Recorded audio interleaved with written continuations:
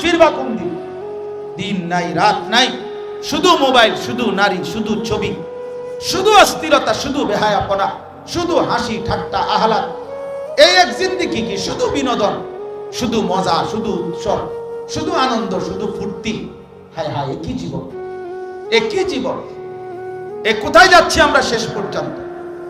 এই জন্য বন্ধু দোস্ত, আখলাকের সুন্দর চাই, আখলাকের সুন্দর চাই, আখলাকের সুন্দর চাই।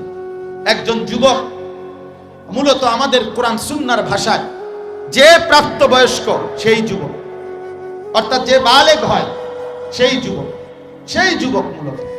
অর্থাৎ একটা মেয়ে 13 থেকে 14 এই 1 বছরের ভিতরে সাবালিকা হয়, যেই প্রাপ্তবয়স্ক, যখনই তার মাসিক ঋতুস্রাব শুরু হয়। আর একটা ছেলে 14 থেকে 15 এই 1 বছরের ভিতরেই সে প্রাপ্তবয়স্ক হয়। এই বছরের ভিতরেই স্বাভাবিকভাবে তার বীর্যপাত হয়, স্বপ্নদোষ হয়, বীর্যপাত হয়। আর তখন থেকেই সে, যেদিন থেকে প্রথম তার বীর্যপাত হয়েছে সেদিন থেকেই সে সাবালক, যুবক, প্রাপ্তবয়স্ক। সেদিন থেকে মৃত্যু পর্যন্ত খোদার কসম প্রতি সেকেন্ডের হিসাব আল্লাহ তাআলা নেবেন। এক এক সেকেন্ডের হিসাব আল্লাহ তাআলা নেবেন, এক এক সেকেন্ডের হিসাব আল্লাহ তাআলা নেবেন।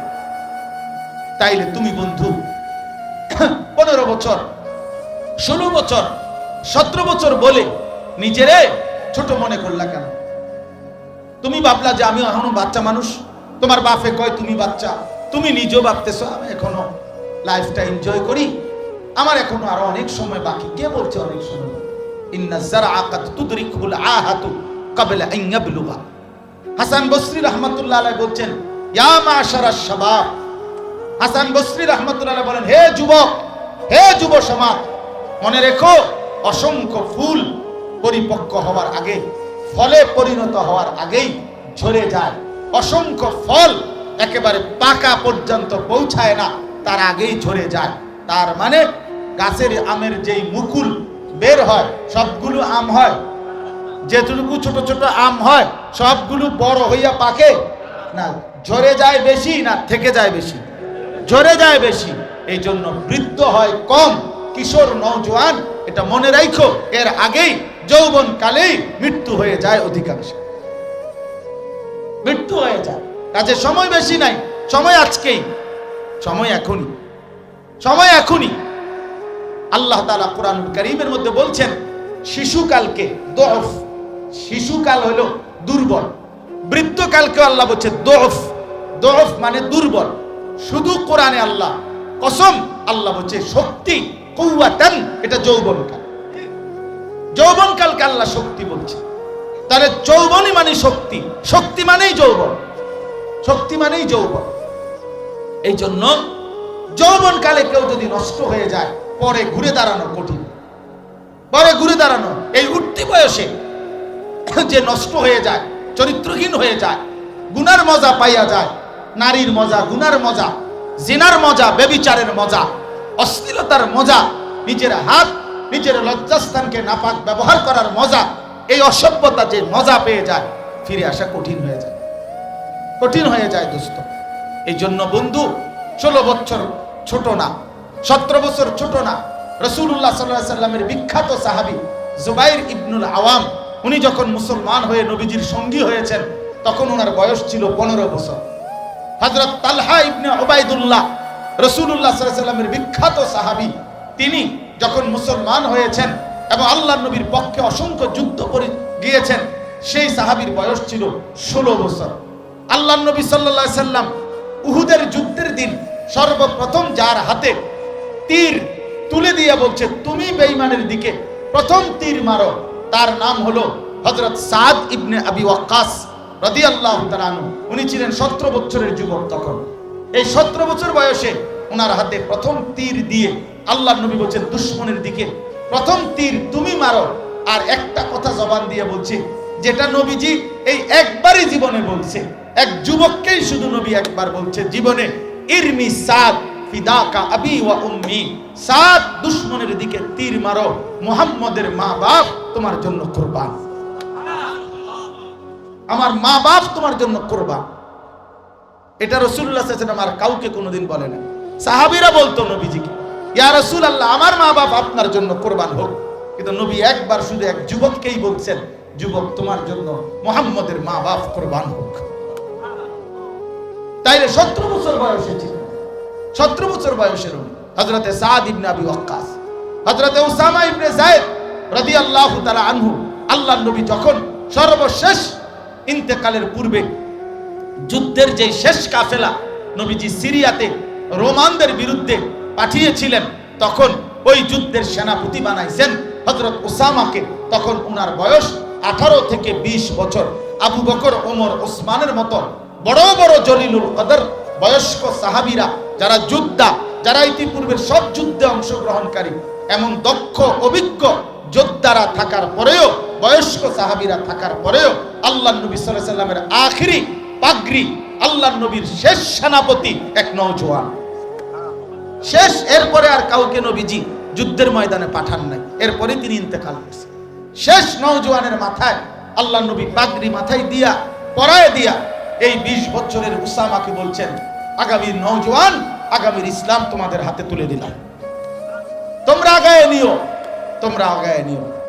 ইসরায়েলের এই ইহুদি কুত্তারা সর্বশেষ যখন ওনাকে ড্রোনে হামলা করে, শেষ মুহূর্তে উনি যখন লাস্টে টের পাইছে যে ওনার উপরে শেষ বোমাটা হামলা করবে, তখনও ওনার হাতে একটা ছোট লাঠি ছিল, ছড়ি ছিল।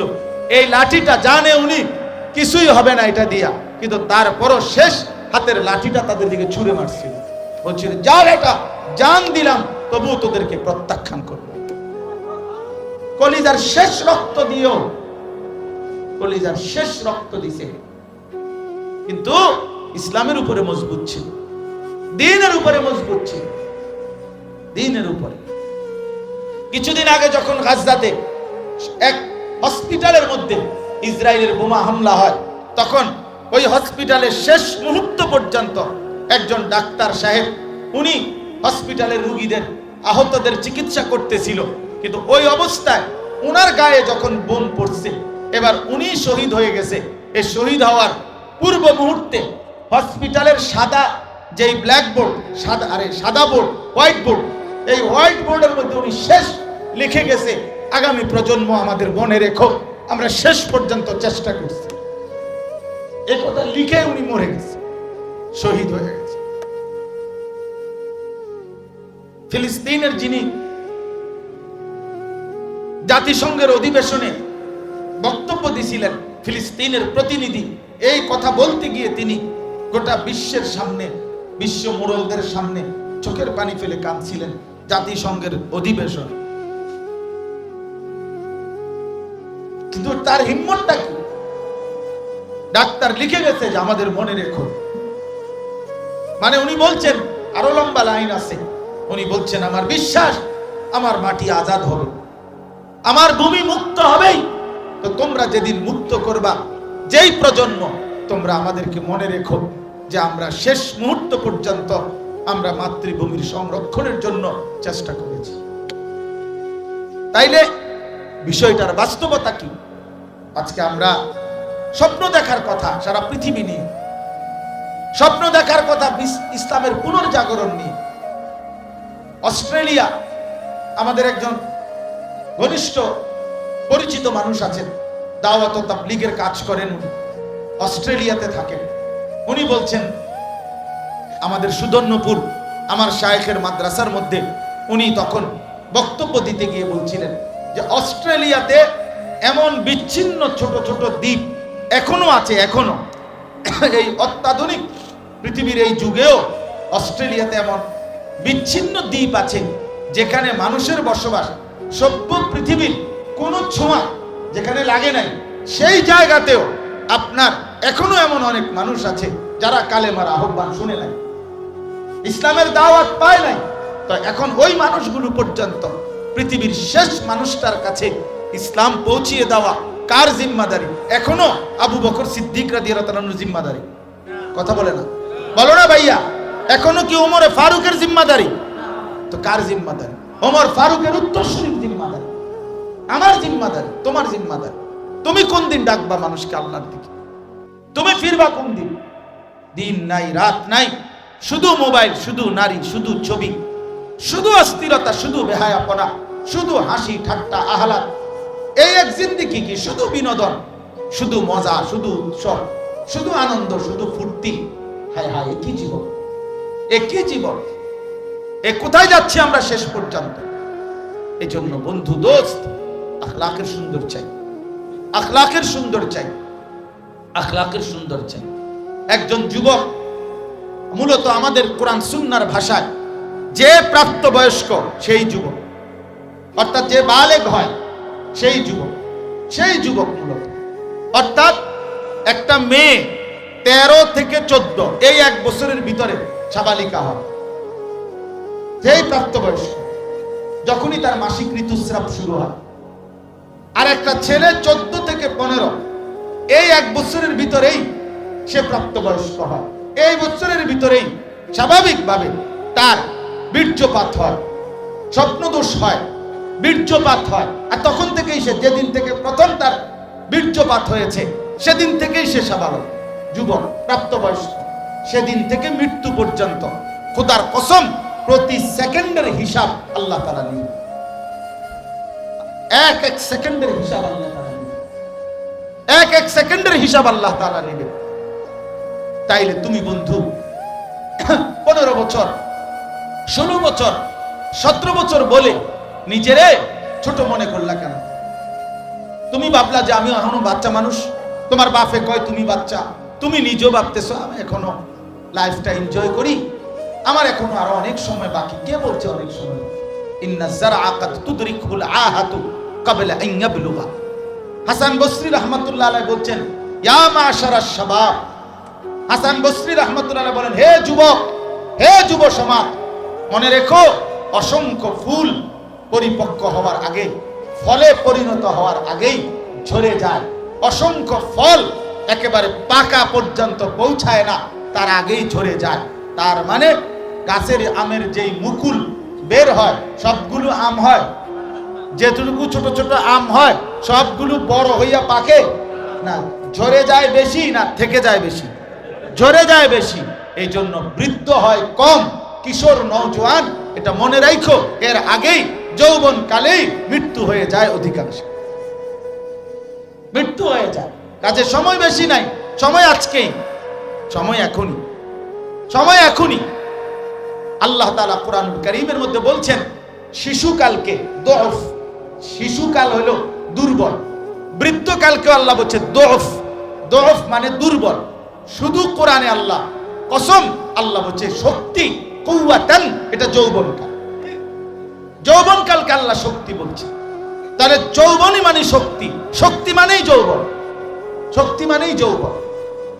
এই জন্য যৌবনকালে কেউ যদি নষ্ট হয়ে যায় পরে ঘুরে দাঁড়ানো কঠিন, পরে ঘুরে দাঁড়ানো। এই উঠতি বয়সে যে নষ্ট হয়ে যায়, চরিত্রহীন হয়ে যায়, গুনার মজা পাইয়া যায়, নারীর মজা, গুনার মজা, জিনার মজা, ব্যভিচারের মজা, অশ্লীলতার মজা, নিজের হাত, নিজের লজ্জাস্থানকে নাপাক ব্যবহার করার মজা, এই অসভ্যতা যে মজা পেয়ে যায়, ফিরে আসা কঠিন হয়ে যায়, কঠিন হয়ে যায় দোস্ত। এই জন্য বন্ধু 16 বছর ছোট না, 17 বছর ছোট না। রাসূলুল্লাহ সাল্লাল্লাহু আলাইহি সাল্লামের বিখ্যাত সাহাবী জুবাইর ইবনুল আওয়াম, উনি যখন মুসলমান হয়ে নবীজির সঙ্গী হয়েছেন তখন ওনার বয়স ছিল 15 বছর। হযরত তালহা ইবনে উবাইদুল্লাহ, রাসূলুল্লাহ সাল্লাল্লাহু আলাইহি সাল্লামের বিখ্যাত সাহাবী, তিনি যখন মুসলমান হয়েছেন এবং আল্লাহর নবীর পক্ষে অসংখ্য যুদ্ধ করে গিয়েছেন, সেই সাহাবীর বয়স ছিল 16 বছর। আল্লাহর নবী সাল্লাল্লাহু আলাইহি সাল্লাম উহুদের যুদ্ধের দিন সর্বপ্রথম যার হাতে তীর তুলে দিয়ে বলছে তুমি বেঈমানের দিকে প্রথম তীর মারো, তার নাম হলো হযরত সাদ ইবনে আবি ওয়াক্কাস রাদিয়াল্লাহু তাআলা আনহু। উনি ছিলেন 17 বছরের যুবক তখন। এই 17 বছর বয়সে ওনার হাতে প্রথম তীর দিয়ে আল্লাহর নবী বলছেন দুশমনের দিকে প্রথম তীর তুমি মারো। আর একটা কথা জবান দিয়ে বলছে, যেটা নবীজি এই একবারই জীবনে বলছে, এক যুবককেই শুধু নবী একবার বলছে জীবনে, ইরমি সাদ ফিদাকা আবি ওয়া উম্মি, সাদ দুশমনের দিকে তীর মারো, মুহাম্মদের মা বাপ তোমার জন্য কুরবান, আমার মা বাপ তোমার জন্য কুরবান। এটা রাসূলুল্লাহ সাল্লাল্লাহু আলাইহি ওয়াসাল্লাম আর কাউকে কোনোদিন বলে না। সাহাবীরা বলতো নবীজিকে, ইয়া রাসূলুল্লাহ, আমার মা বাপ আপনার জন্য কোরবান হোক।